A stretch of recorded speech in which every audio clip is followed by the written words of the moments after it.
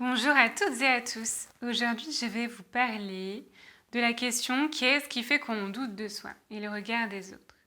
Alors, le premier mot qui m'est venu est celui de la comparaison. La comparaison est quelque chose qu'on connaît depuis la tendre enfance, hein. On pense tout d'abord à l'école, mais pas seulement. On va voir aussi la question du mimétisme de l'enfant face à ses parents. Alors pour la question de l'école, on voit quand même une évolution notable puisque depuis ces dernières années, on reconnaît des profils un peu atypiques comme les 10, comme les hypersensibles par exemple. Ce qu'on n'avait pas forcément avant puisqu'on n'avait pas les mots mais on n'avait pas non plus les connaissances. Mais je dirais qu'au-delà de ça, c'est tout simplement parce que les gens de la société ne s'intéressaient pas aux différences. La différence était exclue. Et donc, pour toutes les générations, en fait, avant les années 2000, c'est vrai que c'est quelque chose qui a pu nous toucher profondément. Même si aujourd'hui, forcément, c'est pas quelque chose qui disparaît hein, pour les générations les plus récentes. Mais voilà, je pensais que c'était important de mettre un peu la focale là-dessus. On peut aussi prendre en compte nos mémoires transgénérationnelles. Puisque nos parents avaient encore moins le choix que nous, et je ne parle pas non plus de nos grands-parents qui, eux, ont eu un cadre de guerre, et donc l'individu n'avait pas sa place, en fait. L'individualité ne pouvait pas exister de fait. Aujourd'hui, c'est l'inverse qui se passe. On est face à un extrême individualisme, et le credo se pose davantage sur l'authenticité, être original. Tout ça, c'est des choses qui sont prônées. Et donc, d'un côté, on est poussé au développement personnel, ce qui est une bonne chose, notamment pour toutes les personnes qui ont besoin de se centrer, d'assumer leurs différences. Mais on ne quitte pas finalement ce système de comparaison qui va asphyxier même tous les élans créateurs finalement. Nous sommes malgré tout et malgré nous régis par des codes mis dans des catégories.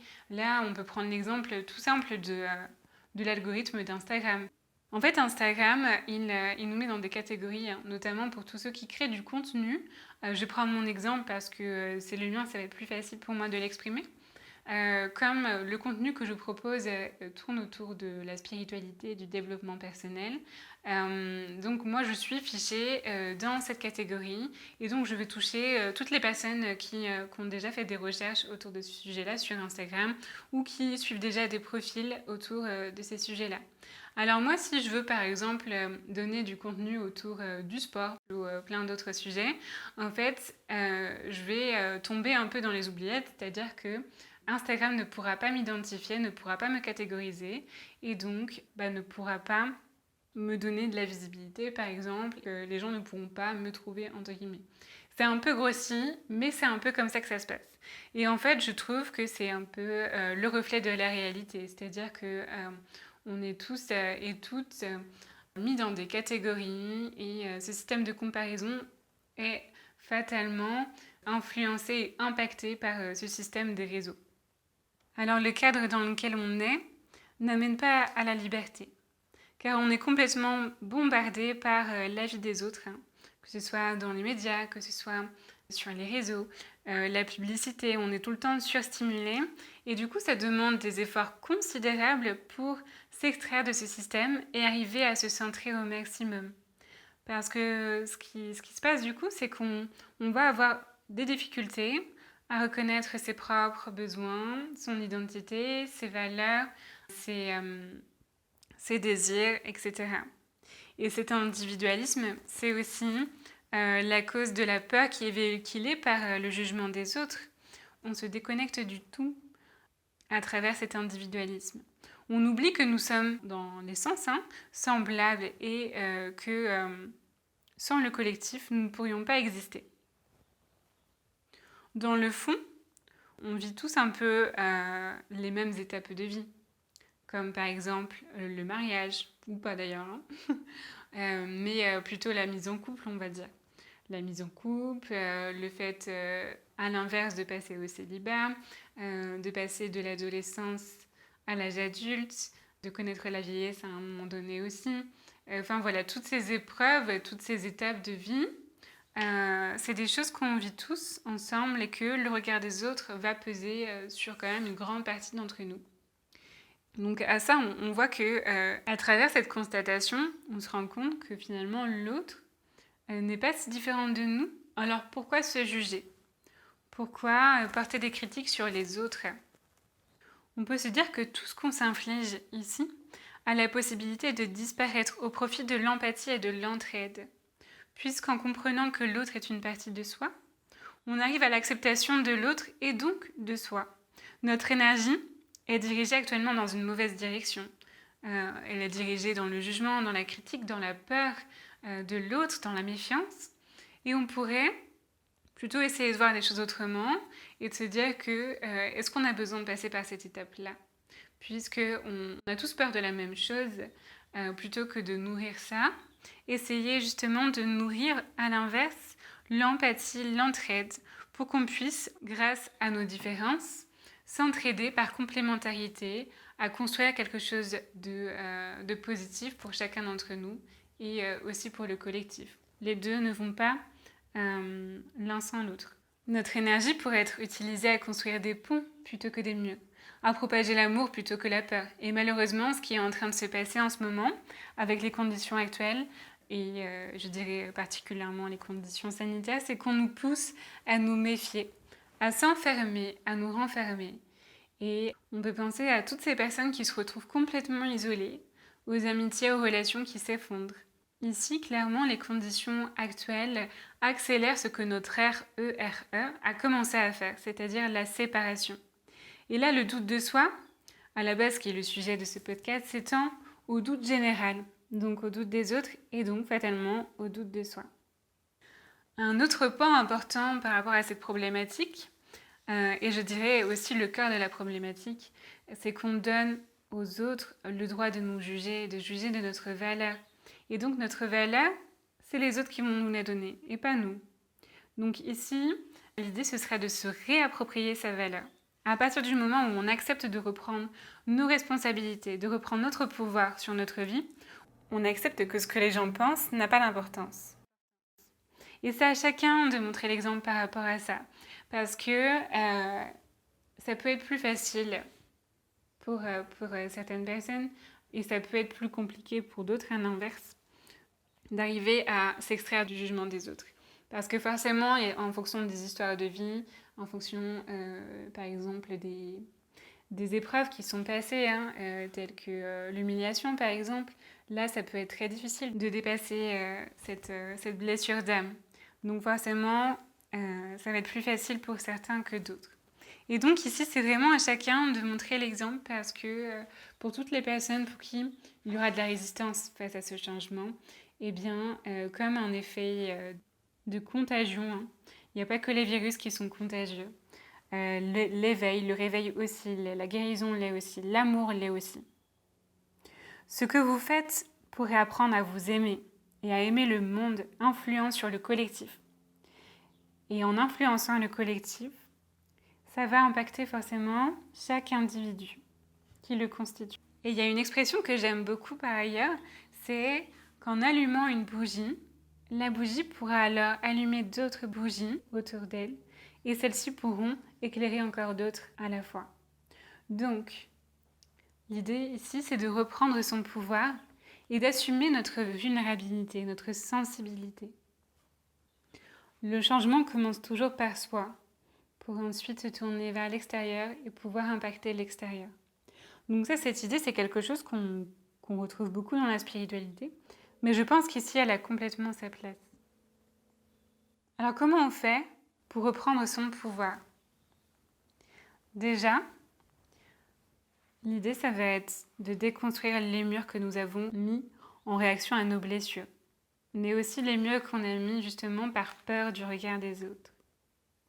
Donc il va falloir mettre la lumière sur ces blessures, en prendre conscience pour pouvoir avancer sur le chemin de la guérison.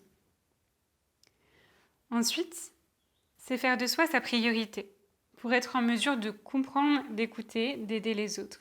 Parce que tant qu'on ne se priorise pas, en fait, ce qui se passe, c'est qu'en donnant de l'amour, en donnant de l'importance aux autres, en étant dans l'écoute, etc., de l'autre, en fait, on va s'épuiser au bout d'un moment et il y a un déséquilibre, une dysharmonie qui se crée.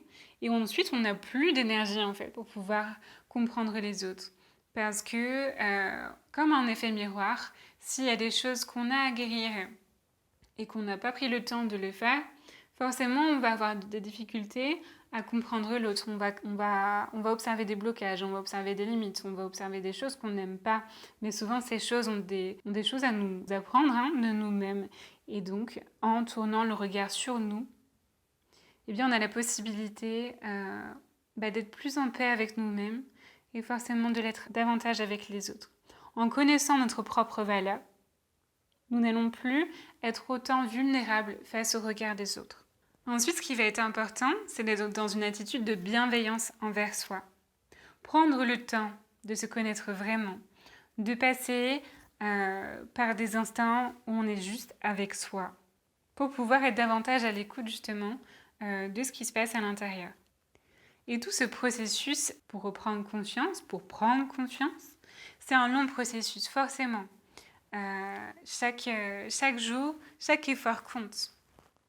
Et là, je vais vous donner un peu de mon expérience, peut-être que ça vous parlera. Je parle souvent des mots MAUX, des mots physiques, qui sont une expression des mots de l'âme, en fait.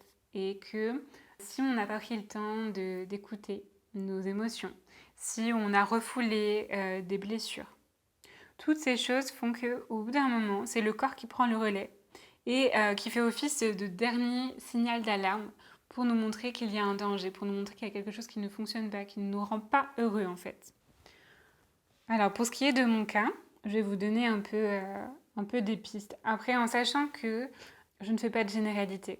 Et je vous demande d'avoir du recul par rapport à ça parce qu'en fonction de votre histoire de vie, en fonction de votre tempérament, en fonction de vraiment beaucoup de paramètres, les mots physiques que vous pouvez connaître peuvent avoir une interprétation différente. Donc voilà, donc chacun prend ce qu'il a à prendre. Alors, de mon côté, on m'a diagnostiqué la candidose et l'endométriose, qui sont deux maladies différentes. Par contre, ce qu'on peut voir, c'est que dans les mots, on retrouve le mot ose. Donc oser. Oser prendre sa place. Oser poser des limites. Oser dire non. Est-ce que c'est des choses qui vous font écho? Posez-vous la question. Moi, quand j'ai fait ce travail de rencontre avec cette maladie et de rencontre avec moi, je me suis rendu compte en fait de la signification derrière et ça a été comme une évidence. Et à partir du moment où j'ai commencé à travailler là-dessus, forcément les maladies que j'avais n'ont pas disparu, mais par contre, les symptômes ont commencé à vraiment s'estomper, à être beaucoup moins fréquents. Et je pense intimement que si j'ai pu avancer d'un point de vue physique, c'est aussi parce que j'ai avancé sur mon développement personnel. Le message que j'ai à transmettre ici, c'est que vous devez également reprendre votre pouvoir. Posez vos limites. Osez dire non quand vous en ressentez le besoin. Et pour ça, justement, ça passe par comprendre, connaître ses besoins. Et là, c'est des choses qui peuvent se faire vraiment quotidiennement, telles que par exemple, si des voisins vous invitent à manger, vous avez la possibilité de dire non si par exemple vous avez d'autres choses de prévues ou si par exemple vous avez besoin de vous reposer. Ça va être important d'apprendre à dire non pour des petites choses du quotidien comme celle-ci. Et ce qu'on remarque souvent, c'est que lorsqu'on choisit de se prioriser, parfois l'émotion qui arrive, c'est la culpabilité. Parce que justement, on n'a tellement pas l'habitude de se prioriser et qu'on veut faire des autres une priorité, consciemment ou inconsciemment, on va avoir de la culpabilité. Et donc, on ne profite même pas du moment qu'on prend pour soi. Donc, je pense qu'il va être important ici, c'est lorsqu'on choisit de faire quelque chose, de le faire vraiment et de ne pas avoir de regrets ni de remords. Alors, je sais que c'est pas quelque chose de facile, mais par contre, vraiment, en travaillant dessus au fur et à mesure, on a moyen de progresser par rapport à ça. Sachez que vous êtes maître de votre navire et c'est vous qui choisissez ce que vous nourrissez au quotidien. Et pour pouvoir être bien avec vous-même et en harmonie avec votre environnement, prenez votre place, écoutez-vous. Ensuite, c'est aussi prendre des distances avec les réseaux, avec toutes les sources de surstimulation. Parce que comme on est justement surstimulé, on va avoir beaucoup plus de difficultés à s'entendre nous, à entendre notre petite voix intérieure, notre intuition, les messages de notre âme. Et là, ce qui va être intéressant de faire justement, c'est prendre du temps de silence, des temps de rien, pour pouvoir écouter ces messages. Parce que c'est dans ces moments-là qu'on apprend beaucoup de choses sur soi et qu'on peut évoluer, qu'on peut vraiment passer des étapes importantes de prise de conscience. Alors je sais que ça peut faire peur parce qu'on n'a pas l'habitude, on n'a plus l'habitude de ces temps de silence, ces temps de rien, et que le vide fait peur. Mais en réalité, ce vide est plein. Et pour ça, il va falloir s'en approcher un peu, accueillir ces instants et les apprivoiser. Alors c'est toutes ces choses-là qui vont pouvoir nous aider à reprendre confiance en nous, à prendre notre place et à donner moins de crédit au regard des autres. Ainsi, nous serons plus ancrés, plus alignés avec nous-mêmes. Voilà, alors j'espère que ce podcast vous aura plu. N'hésitez pas à laisser un petit commentaire, à partager ce podcast. Et moi, je vous dis à très bientôt. Prenez soin de vous.